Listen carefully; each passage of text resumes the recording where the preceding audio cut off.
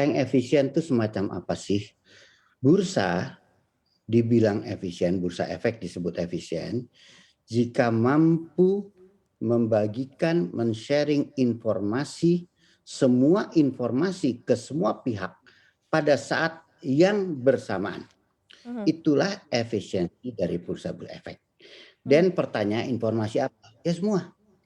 Tapi kita tidak bisa berbicara informasi ini tidak boleh dibagi, informasi ini boleh dibagi dengan menilai kemampuan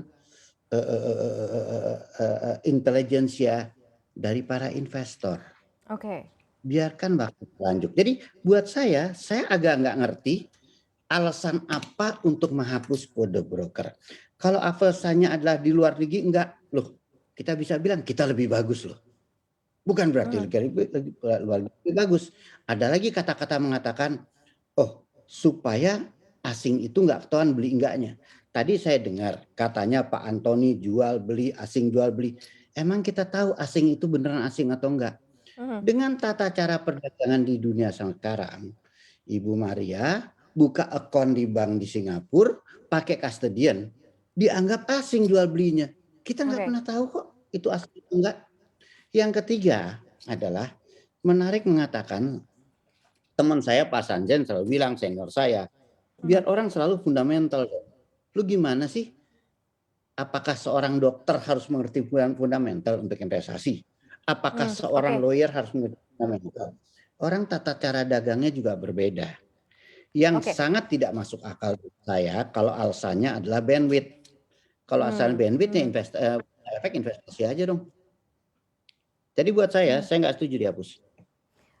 Oke, berarti Anda di stance tidak setuju dihapus ya. Kalau kalau alasannya Karena misalnya nggak tahu supaya alasannya mengurangi apa. kalau alasannya Pak Tito, kalau alasannya adalah untuk mengurangi fenomena mengikuti pola perdagangan investor lain, apakah Anda juga melihat bahwa memang ada kecenderungan, investor kita memang mengikuti pola perdagangan investor lain sehingga kode broker harus dihapuskan?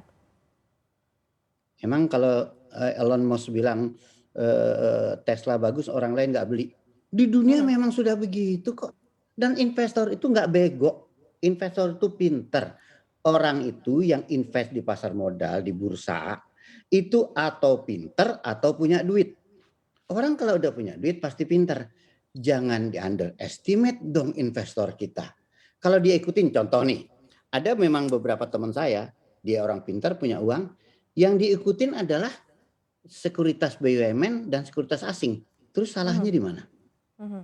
Kenapa selalu menilai broker ada yang bagus atau yang jelek, investor ada bagus dan jelek? Biarkan lepaskan ke pasar. Informasi kasih semua. Dengan memberikan semua informasi, justru investor lebih bagus. Dia nggak nebak-nebak, dia tahu. Sebentar juga dia tahu, oh ternyata kalau broker ini malah jelek kok. Ya, Oke. salahnya saya bukan kurang setuju, saya tidak setuju. Buat saya, berikan semua informasi kepada pasar pada saat bersamaan.